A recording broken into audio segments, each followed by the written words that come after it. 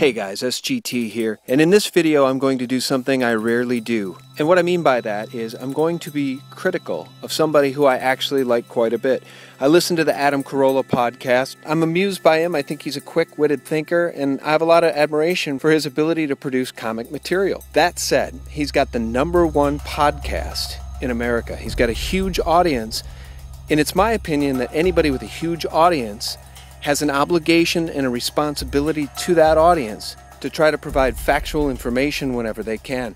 On the June 7th edition of the Adam Carolla Show, he had on guests Seth Rogen and Adam Goldberg, along with normal contributors Allison Rosen and Bald Bryan. And what caught me as particularly outrageous in this one is when, in the news segment, they discussed the NSA wiretapping. I'll let you hear it for yourself. Now, in fairness, please keep in mind when this podcast occurred, Edward Snowden was not a household name, and journalist Michael Hastings was still alive. We are going to juxtapose the reality against the Adam Carolla Show, and the reality is going to be brought to us by Alex Jones, Cenk from the Young Turks, Glenn Greenwald, and others. And I think this is a great illustration of what we're up against with the normal sheeple. Even when times get as dire as these, if you know someone who just doesn't care about the NSA wiretapping, about Edward Snowden, about all of the truth tellers like Glenn Greenwald who are trying to stand up for this republic, you may want to share this video with them. Thanks for watching. Right. So it turns out the U.S. government has been secretly collecting the phone records of millions of U.S. citizens who use Verizon. However, what was leaked was that there's a subpoena for Verizon, but most likely it's all the telephone companies. This has been going on for 7 years. I don't care. Yeah. I don't care. I literally assume they have. Ladies and gentlemen, that's the Telecommunications Act of '96. That's what they bragged about in the New York Times in 2001. I'm going to get into that. They've tried to roll all this out to the public before. It's all going on illegally. I don't care. What they're saying is it's by looking at the information in this scope, this amount of information, they can sort of look at patterns and figure out what are terrorist calling patterns and whatnot. I don't know. I was thinking if you're upset that this was happening under Bush, then go ahead and be upset that it's happening under Obama. And if you weren't upset then, you shouldn't be upset now. And I'm not upset by it, which is weird because I'm liberal, so I feel like I should be. It has nothing to do with terrorism. Something that concerns me more is that we get an understanding in this nation that what this is all about is the nation's security. Nothing. I mean, not even 1% of it. What the NSA is doing is both unconstitutional and illegal. And so although the public doesn't have access to that opinion, shockingly, that in a democracy you could have a court rule the government has violated the law and the Constitution and keep it all a secret, Dianne Feinstein has access to that opinion. And so when she says into the camera that there's no evidence that she's aware of that the NSA has abused its spying powers, she's simply lying because she knows that the claim she's making is false. It is about Fortune 100 firms that lobbied the government to build it, and they got paid to build it, and they are shutting down all their competition using regulators and using surveillance systems to game all of the infrastructure to take over. And they brag about that. The NSA is there to kill freedom. I don't care. The NSA is there to bring in Agenda 21. I don't care. The NSA is there with these giant computer programs to consolidate power. I don't care. People are freaking out There about probably it. are Who gives a people. shit? Just look at Twitter. You pay to be spied on. You're like, well, nothing to hide. Your info can be used against you. When Bush did it, well, first off... Well, isn't it from 7 years ago? Yeah, I mean, it's been going on the whole time. It's just that now we know. Basically the Patriot Act, and it's narcissism at its best. But Obama wasn't president 7 years ago. No, Bush I'm started saying it was it. going on then. I experienced this in Hollywood, which is a bunch of super liberal people going... And it's a narcissism where they go, I don't want people listening to my phone conversations that I'm personally, you'll hear my, I, me, I. That's how you know. It's very narcissistic. It's like my personal conversations that I'm having with my friends and family. Like, no, first off, no one gives a fuck about you. You had nothing to hide because you're not a bad person, dummy. The bad people want your info. What is your problem?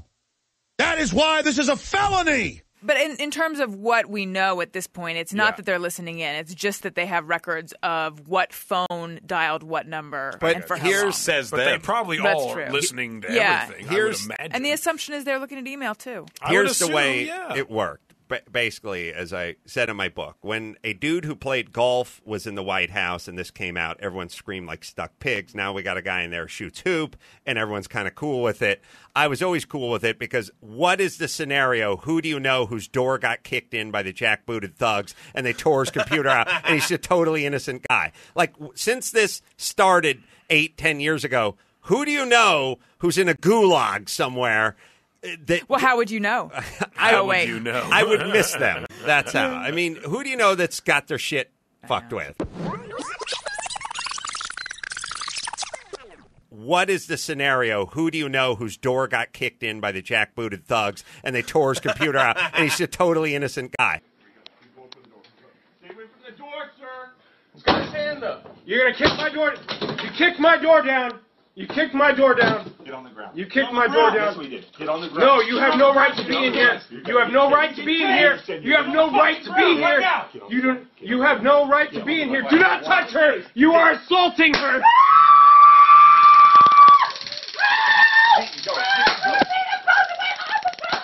Like, since this started 8-10 years ago, who do you know who's in a gulag somewhere? We have this case of Afia Siddiqui, who is an American citizen who was kidnapped and held in the Bagram military base in Afghanistan for 5 years, secretly tortured, denied all her constitutional rights. The whole thing was totally outside all known American law. And now we've had the Dennis Blair, the head of national intelligence, announce that the United States government has a list of Americans that it will assassinate abroad. Like, since this started 8-10 years ago, who do you know who's in a gulag somewhere? Well, how would you know? How would you know? I would miss them. That's how. I mean, who do you know that's got their shit fucked with? WikiLeaks sent this tweet saying Michael Hastings contacted WikiLeaks lawyer Jennifer Robinson just a few hours before he died, saying that the FBI was investigating him. His reporting, you may remember, is credited with bringing down the career of General Stanley McChrystal. When I'm trying to comprehend the fact that there's this massive surveillance state, besides the fact that it makes me uneasy, as a journalist, it shuts down investigative journalism. I mean, who do you know that's got their shit fucked with? Rolling Stone magazine called Michael Hastings a fearless journalist who refused to cozy up to power. His death at 33 came by way of a fire-fueled and explosive crash where Hancock Park meets Hollywood there at Highland and Melrose. It sounded like a bomb went off in the middle of the night. My house shook. The windows were rattling. I mean, who do you know that's got their shit fucked with? Hastings was a 2010 Polk Award winner for magazine reporting. He was alone in what investigators say was a brand new Mercedes. I couldn't have written a scene like this for a movie where the engine flies from the car, which was about, 50, 60 yards up, right down here to this telephone pole. Like, since this started 8-10 years ago, who do you know who's in a gulag somewhere? Well, how would you know?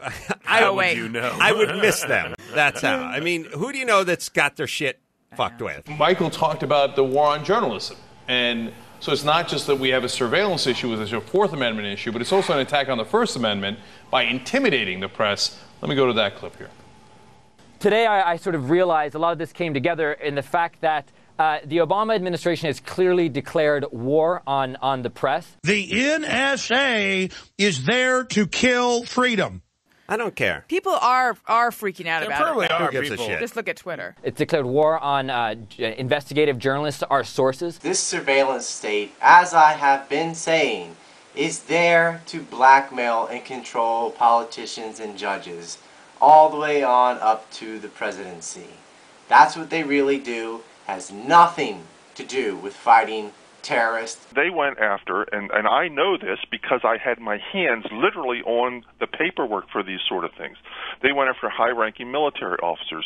They went after members of Congress, both Senate and the House, especially on the intelligence committees and on the armed services committees and and judicial, but they went after other ones too. They went after lawyers and law firms, all kinds of heaps of lawyers and law firms.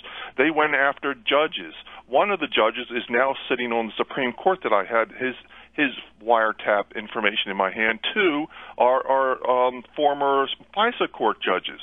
You can go down the list now. This wasn't isolated. With you had the AP basically all their records, all their phone records were taking, and then you go over and you look at what happened to this journalist James Rosen, where we know now that the authorities were following him around, tracking his movements in and out of buildings, looking at his phones. I mean, and it's a narcissism where they go, I don't want people listening to my phone conversations that I'm personally. You'll hear my, I, me, I. That's how you know.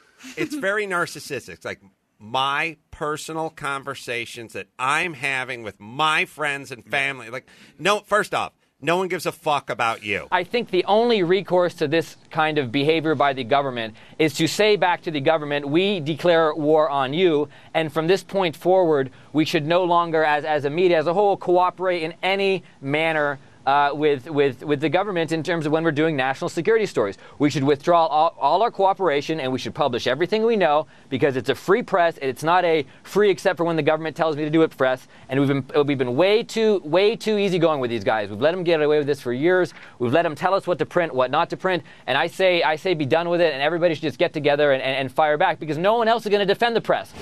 Now, that guy's dead, and at the age of 33, and so I don't know a lot of other people who are going to step up and have that kind of courage. And if there's one thing that defined Michael Hastings, it was definitely courage. The NSA is there to kill freedom. I don't care. Yeah. I don't care. I literally assume they have it. You had nothing to hide, because you're not a bad person, dummy. The bad people want your info. What is your problem? That is why this is a felony. And it's a narcissism where they go, I don't want people listening to my phone conversations that I'm personally. You'll hear my, I, me, I. That's how you know. All right, one last thing. The rest of the press, just stop it. I know you're embarrassed because you suck at your job. Donald, let's talk about Edward Snowden. He was the one who dominated coverage over the weekend. Hong Kong says, thumb in your eye, U.S., he's gone. So China lets him go. He lands in Russia. They say it's no problem. It looks like he might even think about staying there. Everyone seems so empowered to stick it to us these days. Well, first of all, he's a terrible guy. I said it right from the beginning. So many people are trying to defend him. Oh, look at what he's revealed. And isn't it wonderful what he's revealed? And yet people marching in his favor. He's a terrible guy who's really set our country back. And all you do is your Washington press corps, and especially, and ironically, because I'm on TV here, most of the guys on TV, the CNN guys who just, oh, we bring on a general to lie to us. Oh, thank you, General. We appreciate it. You know, it's interesting. I mean, I don't know of anybody who has a lower opinion of the Beltway media generally, of David Gregory specifically, for that matter, Andrew Ross Sorkin specifically, than I do. And yet it actually is even surprising to me to watch them openly do the dirty work of the U.S. government. NBC, same thing. Generals, generals! To the extent that you have aided and abetted Snowden, even in his current movements, why shouldn't you, Mr. Greenwald, be charged with a crime? I think it's pretty extraordinary that anybody who would call themselves a journalist would publicly muse about whether or not other journalists should be charged with felonies. The assumption in your question, David, is completely without evidence, the idea that I've aided and abetted him in any way.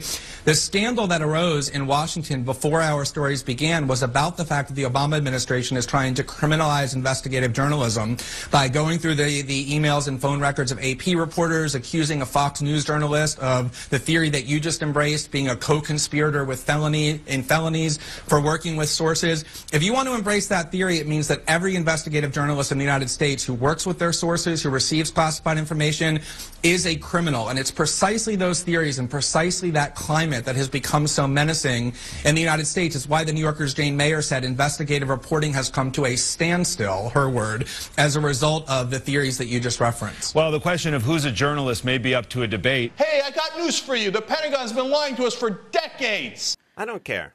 Yeah. I don't care. I don't care either. We've proven it over and over. Gulf of Tonkin. After it happens, they say, oh, well, obviously that was a lie. Obviously that was just a giant lie that got us into a giant war. Oh, well, it turns out success wasn't around the corner in Iraq or Afghanistan. But ignore all of that. And the one guy we're going to attack because we're so deeply embarrassed at how bad we are at our job is Michael Hastings, who actually did his job. If you're upset that this was happening under Bush, then go ahead and be upset that it's happening under Obama. And if you weren't upset then, you shouldn't be upset now. And I'm not upset by it, which is weird because I'm liberal, so I feel like I should be. I was always cool with it because what is the scenario? Who do you know whose door got kicked in by the jackbooted thugs and they tore his computer out and he's a totally innocent guy? Like, since this started 8-10 years ago, who do you know who's in a gulag somewhere? Who do you know that's got their shit fucked with?